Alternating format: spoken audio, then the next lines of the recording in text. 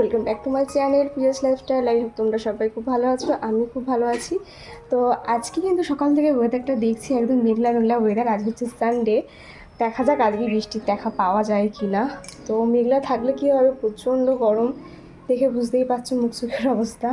তো সকালে স্নান করেছি, তার মধ্যে আমাদের এখানে আজকে সকাল 8:30 থেকে কারেন্ট নেই। একে তো গরম, তার মধ্যে কারেন্ট নেই, মানে পুরো মানে বিচ্ছির একটা অবস্থা হয়ে গেছে। যাই হোক, চলো আজকে সানডে স্পেশালি যা যা ব্লগ শ্যুট করবো সবটাই তোমার সাথে একটু একটু করে শেয়ার করবো। তো চলো ব্লগটার সাথে থাকো, ব্লগটা দেখতে থাকো, আশা করছি তোমার সবার খুব ভালো লাগবে। আপাতত এখন নিচে গিয়ে করবো ব্রেকফাস্ট। তো চলো ব্রেকফাস্টটা নিয়ে আবার দেখা। নিচে এসে আমি চলে এসেছিলাম আমার আজকে সানডের ব্রেকফাস্ট নিয়ে। আর আজকে সানডের ব্রেকফাস্টটা কিন্তু একেবারে স্পেশাল হয়ে গেছিলো। কেন বলো তো? কারণ বাইরে হচ্ছিল বৃষ্টি, যে প্রচণ্ড পরিমাণে গরম পড়েছিল, আর সেটার হাত থেকে কিন্তু মনে হচ্ছে এবার রেহাই পাওয়া যাবে। বৃষ্টিটা হওয়াতে যেন সবাই একটু শান্তির নিঃশ্বাস ফেললাম। যাই হোক, আজকে আমাদের ব্রেকফাস্টে ছিল লুচি আর হচ্ছে সাথে চানা। বাইরের বৃষ্টি দেখতে দেখতেই কিন্তু সেটা আমি আজকের ব্রেকফাস্টটা সেরে ফেললাম। তারপরে চলে আসলাম সোজা রান্নাঘরে। আর রান্নাঘরে এসে দেখি আজকে কিন্তু রান্নাবান্নার একেবারে এলাহি ব্যাপার। বাবা নিয়ে এসেছিলো বোয়াল মাছের মাথা, আর তোমাদের দাদাভাই নিয়ে এসেছিলো চিকেন। তো কিছুটা চিকেন আমি কন্টেনারে রেখে দিলাম, সেটা কালকে করব চিকেন পকোড়া। আর এইগুলো এখন ধুয়ে রাখবো। তারপরে দেখো চলে আসলাম একটু সবজি কাটতে। আর এইগুলো হচ্ছে আমাদের গাছের বেগুন। তো রিসেন্টলি আমি গেছিলাম বাপের বাড়ি, তখন কিন্তু আমাকে ছাড়া বোয়াল মাছের মাথা দিয়ে একটা ঘ্যাট করা হয়, সেটা বাবা খেয়েছে, তাই বলছে তোকে ছাড়া এটা খেয়ে নিয়েছি। তাই কিন্তু আমার হাতে এটা খেতে বাবা খুব পছন্দ করে, তাই আজকে এটাই নিয়ে এসেছিল।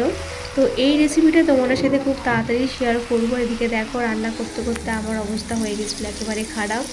তো কী আর করা যাবে, রান্নাবান্না সেরে কিন্তু তারপরে একটু রেডি হয়ে নিলাম, কারণ আজকে যাব মামামের হেয়ার কাটিং করাতে। অনেক দিন ধরেই ভাবছি ওর হেয়ার কাটিংটা করাবো, তবে টাইমের অভাবে আর সেটা করানো হচ্ছিল না। বাইরে পড়ছিল অল্প অল্প বৃষ্টি, তাই ওর মাথায় এই কাপড়টা বেঁধে নিয়েছিলাম। তারপরে দেখো বেরিয়ে পড়লাম পার্লারে যাব বলে। পার্লারে এসে দেখি পার্লারটা বন্ধ ছিল, তাই কিন্তু পার্লারের ভরসায় না বসে দেখে আমরা চলে গেলাম হচ্ছে সেলুনে। তো মামামকে যে টাকলু করিয়েছিল যে কাকুটা, সেই তার কাছেই কিন্তু আজকে নিয়ে আসলাম। তবে আগের বারে হেয়ার কাটিং করাতে গিয়ে মামাম যে প্রচণ্ড পরিমাণে কেঁদেছিল, তাই কিন্তু আমরা একটু আতঙ্কেই ছিলাম, না জানি এবারে কি করবে। তো দেখো ঠাকুরের ইচ্ছায় কিন্তু মাম্মাম এবারে হেয়ার কাটিংটা ভীষণ ভালো মতন করেছে, কোনো কান্নাকাটি করেনি। মাঝে মাঝে একটু প্রবলেম করছিল, তো তখন কিন্তু ওকে ফোন দেখিয়ে বা চকলেট দিয়ে বসিয়ে রাখা হয়েছিল। তো দেখো ও কিন্তু হেয়ার কাটটা করেছে, আর খুব একটা ছোট করলাম না হেয়ারটা। যাই হোক, তারপরে কিন্তু অনেকটা টাইম কেটে গেছে, চলে এসেছিলাম বাড়িতে, এর মধ্যে স্নান টানও করে নিয়েছি। তারপরে চলে আসলাম একদম লাঞ্চ টেবিলে। আর আজকের লাঞ্চে ছিল হচ্ছে বোয়াল মাছের মাথা দিয়ে ঘ্যাট, যেটা আমার হাতে খেতে সবাই খুব পছন্দ করে। তো বলতে পারো বাবার আবদারে কিন্তু এটা আজকে আমি করেছি, আমি রান্না করেছিলাম এটা। সাথে ছিল ভাত, স্যালাড, আর অবশ্যই ছিল চিকেন কষা, আর শেষ পাতে কিন্তু আমড়ার চাটনি, যেটা ছাড়া একেবারে রবিবারের মেনুটা কমপ্লিট হয় না। তো এগুলো দিয়ে কিন্তু আজকে লাঞ্চটা কমপ্লিট করলাম। তারপরে আর কোনো ব্লগ শ্যুট করেনি, একটা লম্বা ঘুম দিলাম। তারপরে বিকালে একটু রেডি হয়ে নিয়েছিলাম বাইরে ঘুরতে যাব বলে। প্রতি রবিবারের মতন এই রবিবারে একটু বেরাবো। তো আজকে সবাই মিলে বেরানোর কথা ছিল, তবে একজনের টাইম হলো না, মানে আমার এক দেওরের টাইম হলো না, তাই কিন্তু ওদের নিয়ে আর আজকে বেরানো হলো না। যাই হোক, আমরা তিনজনে মিলেই বেরালাম। তো প্রথমে চলে যাব হচ্ছে অরবিন্দ রোডে। আর সেখানে যাওয়ার একটাই কারণ, সেখানে মায়ের যে সোনার দোকানের বইটা থাকে আর কি প্রতি মাসে, যেটা আমি দিতে যাই ব্যালেন্সটা, তো সেটাই আজকে জমা দিতে যাচ্ছি। আর আমাদেরও খুঁটিনাটি কিছু কাজ আছে, সেইগুলো সব কমপ্লিট করতে যাওয়া। দেখো বলতে বলতে চলে আসলাম অরবিন্দ রোডে। আর যেখানে আর কি এই টাকাটা জমা দিয়ে এসছি পায়েল জুয়েলার্স, এখান থেকে আমাদের সব জুয়েলারি বানানো হয় সোনার। তো এখন যেহেতু সোনার প্রচণ্ড দাম, এখন তো কিছু বানানোর কথা ভাবেই না। তো এই সেই দোকানটা, যদি কেউ চাও এখানে আসতেই পারো, ভীষণ ভালো এখানকার ডিজাইনার, আমার তো ভীষণ ভালো লাগে। তারপরে চলে আসলাম অরবিন্দ রোডে, একটু গঙ্গার ঘাটে যাচ্ছিলাম। আর দেখো বড়মার মন্দিরে কত ভিড়, যেহেতু আমরা গাড়ি নিয়ে আসি তাই কিন্তু এখানে নামাটা একটু টাফ হয়ে যায়, তাই বড়মাকে কিন্তু বাইরে থেকে ডেকে নিলাম মন প্রাণ দিয়ে। তারপরে চলে আসলাম ফেরিঘাটে। আর এখানে এসে দেখি আজকে পুরো ফেরিঘাটটা অন্ধকার ছিল, কেন জানি না আজকে লাইটগুলো জ্বলছিল না। তো এখানে এসে কিছুটা টাইম কাটালাম, তবে এখানে এতটাই ভিড় ছিল তাই বেশিক্ষণ আর থাকলাম না। তোমার দাদাভাই বললো চলো একটু ভিমার্টে যাই, অনেকদিন ভিমার্টে যাইনি। তো এখান থেকে কিন্তু আমরা এবারে ভিমার্টের দিকে রওনা দিচ্ছি। তো দেখা যাক ভিমার্টে গিয়ে আজকে কি নেওয়া যায়। তো ভিমার্টে এসেছিলাম বাবার জন্য কোল্ড ড্রিঙ্কস নেওয়ার জন্য। তো এখানে কোল্ড ড্রিঙ্কস নিতে এসে কিন্তু আজকে অনেক কিছু কেনাকাটা করে ফেলেছি। তো চলো তোমাদের সাথেও শেয়ার করছি কী কী কিনেছি। তো দেখো মামামের হাত ধরে কিন্তু গুটি গুটি পায়ে আমরা এবারে ভিমার্টের দিকে চলে যাচ্ছি। আর ভিমার্টে গিয়ে দেখা যাক আজকে কী কী অফারে পাই। এখানে কিন্তু ফ্রুট কোর্টও আছে, সেখানে কিন্তু খুব মানে অফারে অনেক কিছু জিনিস পাওয়া যায় শুনেছি।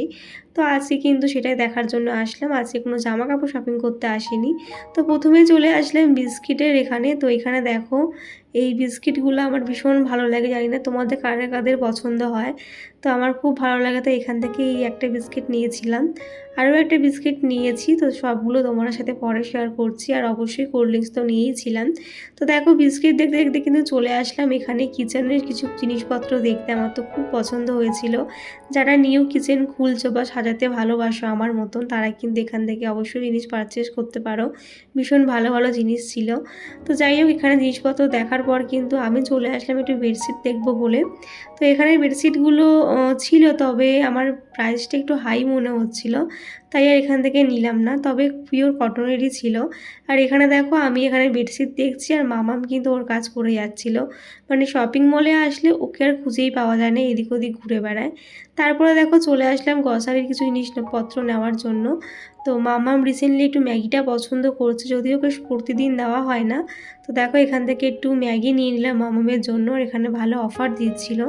তো এখানে এই যে ম্যাগিটা দেখতে পাচ্ছ, এটা কিন্তু ওদের কোম্পানি, তো এটা নিইনি, আমি ম্যাগিটাই নিয়েছি, একখানাই নিয়েছি। যাই হোক আরও অনেক কিছু শপিং করেছি আজকে, কিন্তু অনেক শপিং হয়ে গেছে আমাদের। জামা কাপড় নয়, আজকে বেশিরভাগ গ্রসারি শপিং করেছিলাম। তারপরে চলে আসলাম বিল কাউন্টারে। আর এখানে দেখো তোমার দাদাভাই দাঁড়িয়েছিল বিল করবে বলে। আর এখানে কিন্তু বিল কাউন্টারে প্রচণ্ড ভিড় ছিল। তো যেহেতু বেশিরভাগ সবাই কিন্তু গ্রসারি জিনিসপত্রই কিনেছিল। তারপরে দেখো মামামকে নিয়ে এখানে একটু আমি ভিডিও শ্যুট করে নিলাম। আর ও না মানে নিচে থাকলে এদিক ওদিক চলে যাচ্ছিলো, তাই কোলে নিয়ে একটু ভিডিও শ্যুট করলাম। তারপরে দেখো আমি এখানে অপেক্ষা করছিলাম তোমার দাদাভাইয়ের জন্য, কারণ ওখানে হয়েছিল অনেকটাই ভিড়।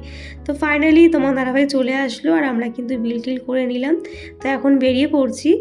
আর বেরিয়ে পড়ে কিন্তু চলে আসলাম আবার একটা দোকানে। এখানে ঘি নিতে এসেছিলাম, মা ঘি নেওয়ার জন্য পয়সা দিয়ে দিয়েছিল, তো আমরা এখান থেকে ঘি নিলাম। আর প্রতিবারই কিন্তু আমরা নৈহাটিতে এই দোকানটা থেকে ঘিটা নিয়ে থাকি।